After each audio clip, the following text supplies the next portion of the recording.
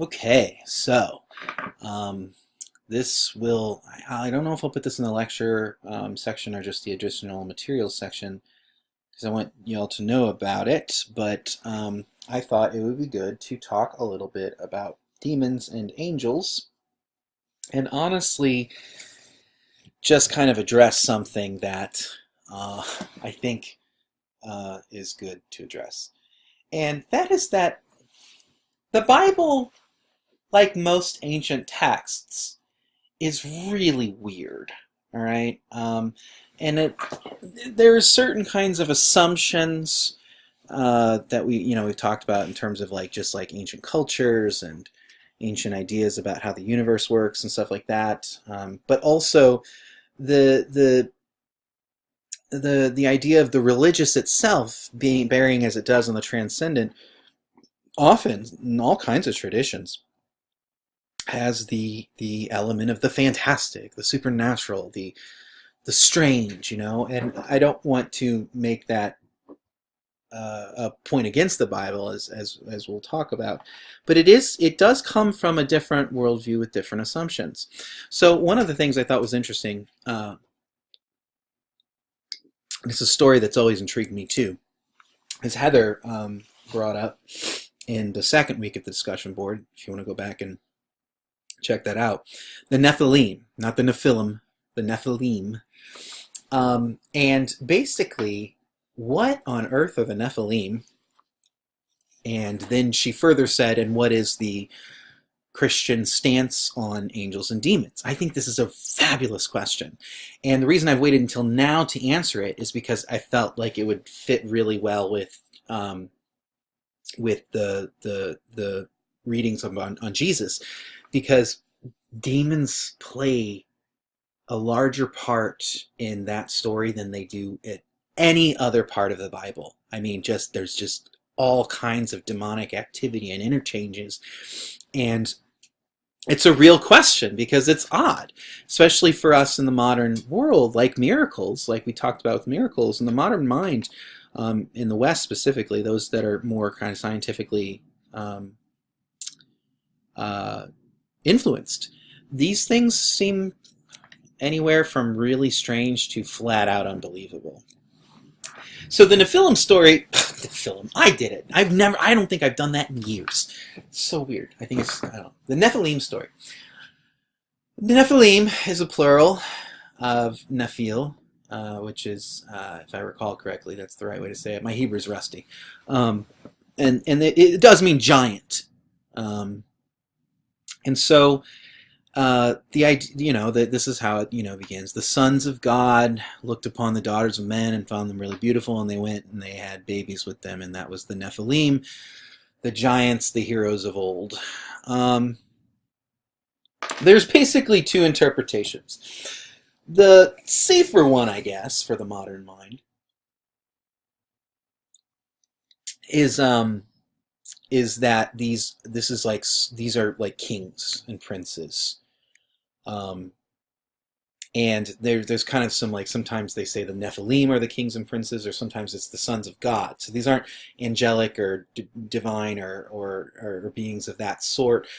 It's just like powerful people who can often, it's horrifying and sad to say, have their way with whoever they want.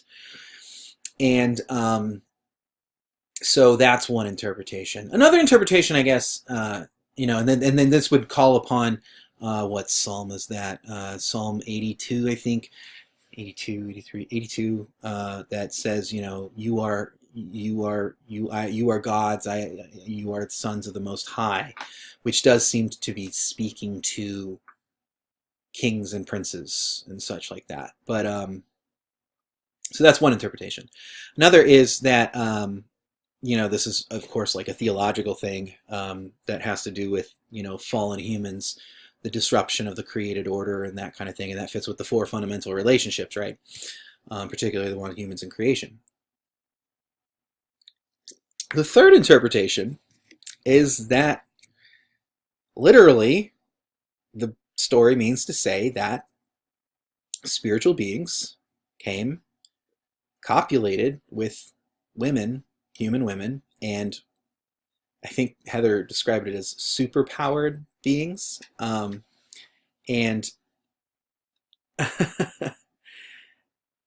that would be that the Nephilim, I don't know why I keep doing that. It's so weird. You guys are going to believe me now. Methinks he doth protest too much. Which that's not actually what that means in the actual Hamlet. It's a different meaning, but the way we use it now. Anyway, whatever. So it's the idea that these are these like superpowered giant people. And they're not the Hebrews are not the only ones to say that they're like giants. This is a common thread throughout all kinds of traditions. And like the Norse have lots of notions of giants, and I think there's other Semitic or ancient Near East texts that talk about giants. And when they go back to Canaan in Joshua, they see these huge people, and they say that they're descendants of the Nephilim. And so that is the idea that assumes that spiritual beings are real.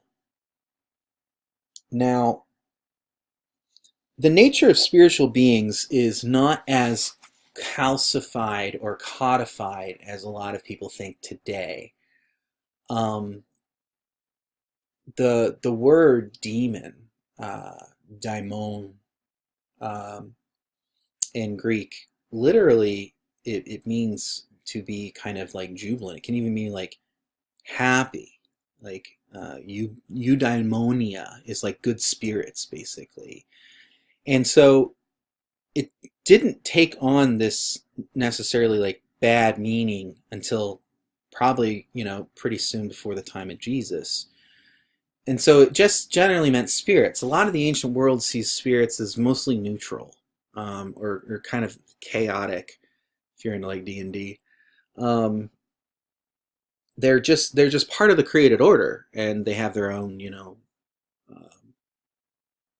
they have their own agendas and aims, and they're not humans. They're not just ghosts. They're spiritual beings with power. And they don't really even differentiate them too much between gods and non-gods. Paul, for example, talks about Satan being the god of the kingdom of air, and he uses the word God. That's for 2 Corinthians chapter 4, I think. And so they don't have this kind of obvious, easy taxonomy, but they do believe that there are real beings out there that are not material. They're not made of corporeal matter. They're not physical, but they are conscious. They have souls. They are rational, and they interact with the world. Now, this is partly about, so to get into like the Judeo-Christian stance, this is a great deal to do with the kind of cosmic narrative, the narrative of the entire cosmos, the universe. And that is this basic big struggle between good and evil.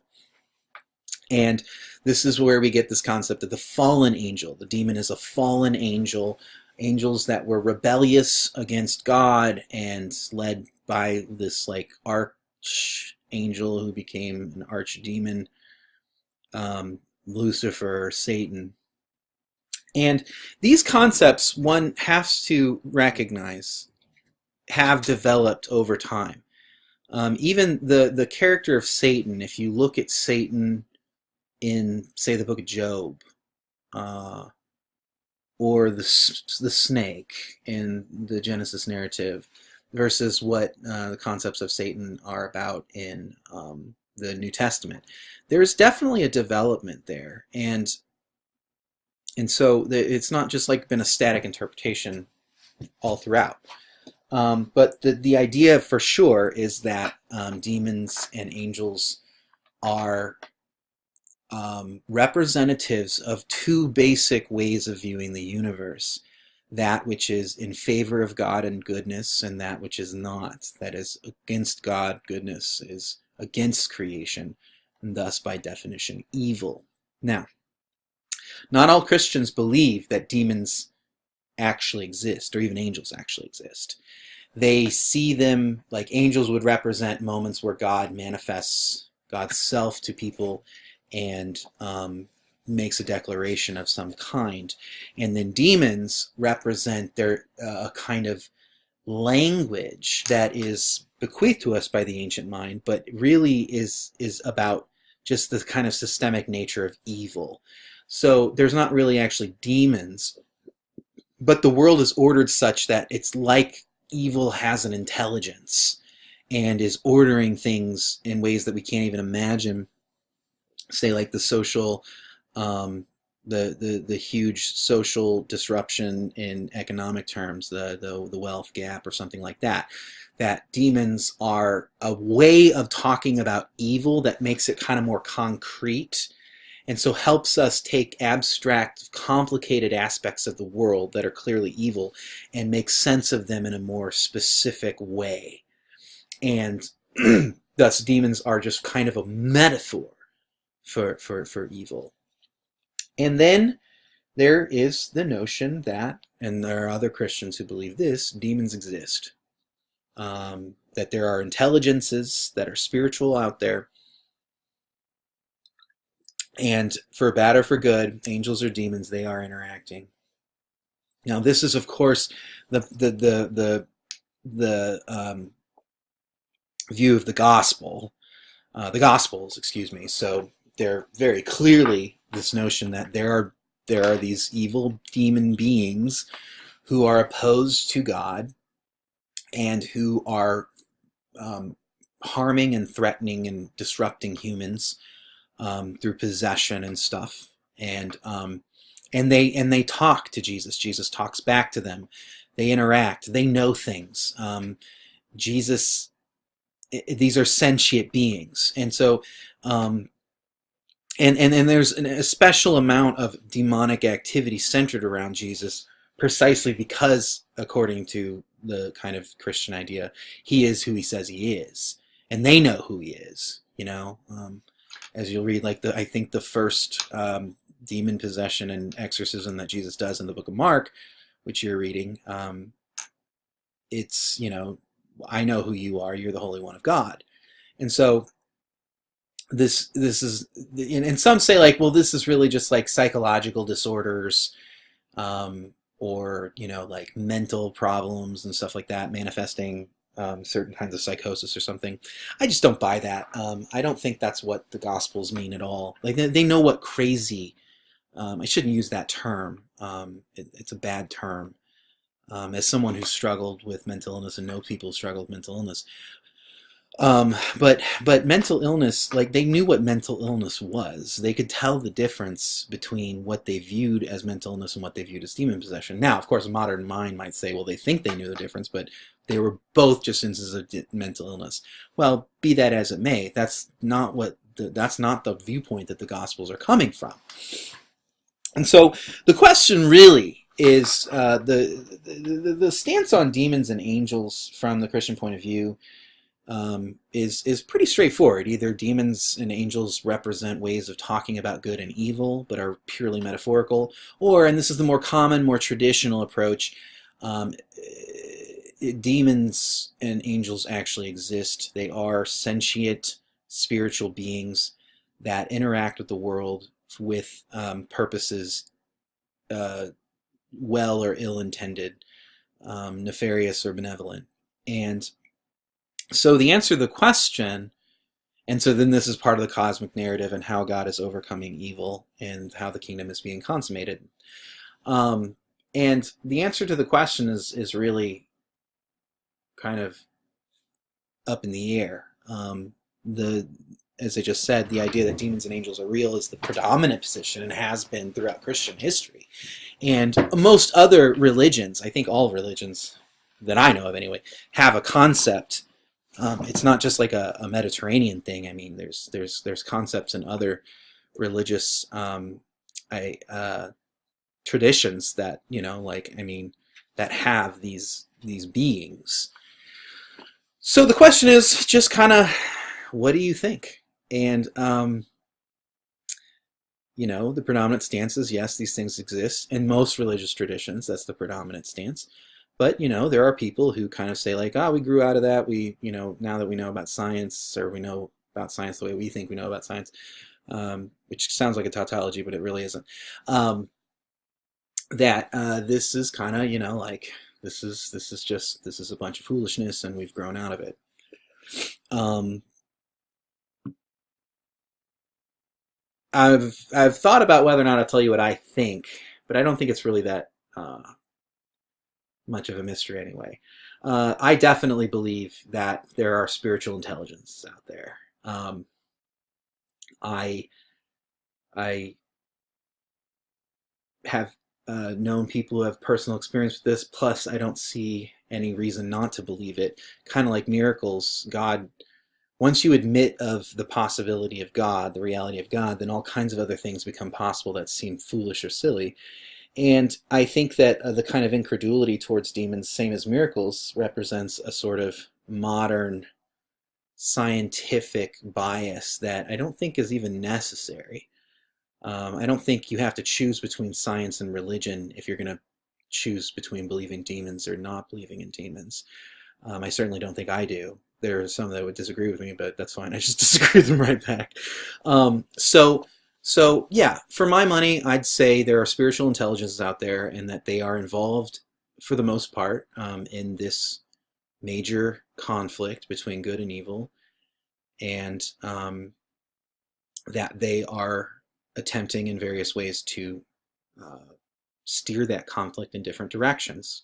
And so hopefully that kind of at least clears things up, and gives you a sense of like what Christians believe, generally speaking. But by no means is it the only way to understand demons and angels. As we've talked about, there are other Christian groups that do not agree that they are real.